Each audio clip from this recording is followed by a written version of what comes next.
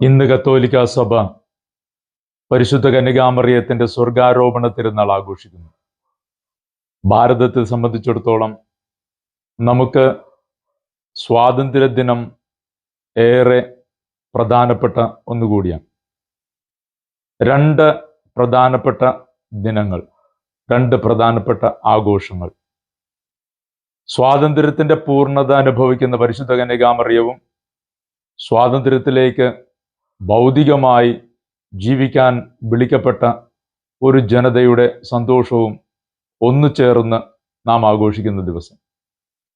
യോഹന്നാന്റെ സുവിശേഷം 8-ാം അധ്യായം 32-ാം വാക്യത്തിൽ പറയുന്നുണ്ട്, സത്യം നിങ്ങളെ സ്വതന്ത്രരാക്കും.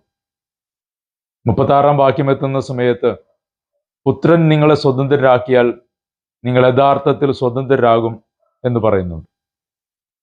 യഥാർത്ഥ സ്വാതന്ത്ര്യം ഭൗതികമായ കെട്ടുപാടുകളിൽ ഒതുങ്ങുന്നതല്ല.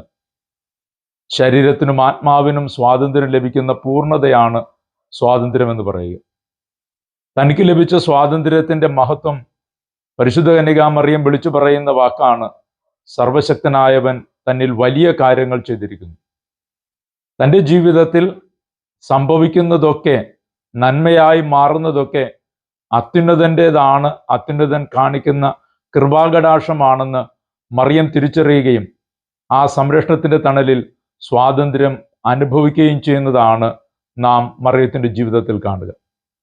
സ്വാതന്ത്ര്യം എന്ന് പറയുന്ന വാക്ക് ബൈബിളിൽ എപ്പോഴും ഉപയോഗിക്കുമ്പോൾ അത് ദൈവത്തിന്റെ അനുഗ്രഹമായും ദൈവാരാധനയുമായൊക്കെ ചേർന്നു പോകുന്നുണ്ട്.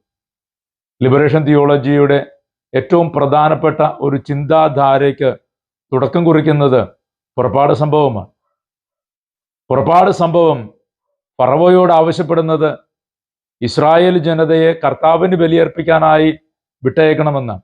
അപ്പോൾ സ്വതന്ത്രമായ ഒരു മനസ്സും ശരീരവും ഉള്ളവന് മാത്രമേ ദൈവാരാധന സാധ്യമാകൂ എന്നുള്ളതാണ് അന്നത്തെ കാഴ്ചപ്പാട്. ഈ കാഴ്ചപ്പാടിന്റെ വെളിച്ചത്തിലാണ് ലിബറേഷൻ തിയോളജിയൊക്കെ പ്രബലമായതും. നമ്മുടെ ജീവിതത്തിൽ ദൈവത്തോട് നമുക്ക് ബന്ധമുണ്ടാകണമെന്നുണ്ടെങ്കിൽ ഭൗതികമായ സാഹചര്യങ്ങളിലും നാം സ്വതന്ത്രരാകാൻ ദൈവം ആഗ്രഹിക്കുന്നുവെന്ന് നാം തിരിച്ചറിയണം. ദൈവം നമ്മെ പരിപൂർണ സ്വാതന്ത്ര്യത്തിലേക്ക് വിളിക്കുന്നു.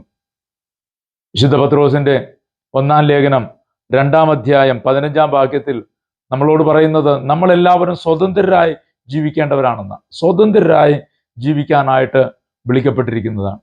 ഗലാത്യർക്ക് എഴുതിയ ലേഖനത്തിൽ നാം വായിക്കുന്നുണ്ട്, 4-ാം അധ്യായം 26-ാം വാക്യം, സ്വർഗീയ ജെറുസലേം സ്വതന്ത്രയാണ്, അവളാണ് നമ്മുടെ അമ്മ. നാം സ്വർഗീയ ജെറുസലേം ലക്ഷ്യമാക്കി നടക്കുന്ന മനുഷ്യരാണെന്നുള്ളത് കൊണ്ട് തന്നെ ഈ സ്വർഗീയ ജെറുസലേമിന്റെ സ്വാതന്ത്ര്യത്തിലേക്കാണ് നാം ഓരോരുത്തരും വിളിക്കപ്പെട്ടിരിക്കുന്നത്. ഇന്ന് മറിയത്തിന്റെ തിരുനാൾ ആഘോഷിക്കുമ്പോൾ സ്വാതന്ത്ര്യത്തിന്റെ പൂർണ്ണത മറിയം അനുഭവിച്ചത് ഈ ഭൂമിയിലെ കെട്ടുപാടുകൾക്കപ്പുറത്തേക്ക് സ്വർഗത്തിൽ മഹത്വത്തിൽ ദൈവത്തോടുകൂടെ തൻ്റെ പുത്രനോടുകൂടെ ആയിരിക്കുന്ന സന്തോഷമാണ് സ്വാതന്ത്ര്യത്തിന്റെ പൂർണ്ണതയായി നാം മനസ്സിലാക്കുന്നത്. ഇതാണ് നമ്മുടെ ജീവിതത്തിന്റെ ആഘോഷങ്ങളുടെയും പൂർണ്ണത.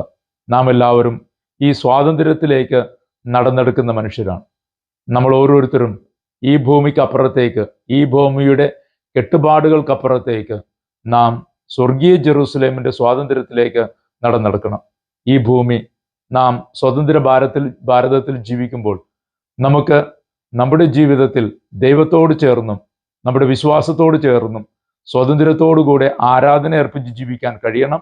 എന്നാൽ ഇതിൻ്റെ പൂർണ്ണത ജെറൂസലേമിൽ, സ്വർഗീയ ജെറൂസലേമിൽ നമ്മുടെ യഥാർത്ഥ സ്വാതന്ത്ര്യം, ആത്മാവിൻ്റെയും ശരീരത്തിൻ്റെയും സ്വാതന്ത്ര്യം അനുഭവിക്കുന്നിടത്താണ് എന്ന് തിരിച്ചറിവോടുകൂടെ നടക്കുവാനും കഴിയണം. മറിയം നമ്മെ കാത്തിരിക്കുന്നത് ഈ സ്വാതന്ത്ര്യത്തിൻ്റെ നിത്യത നമുക്ക് നൽകുന്നതിന് വേണ്ടിയാണ്.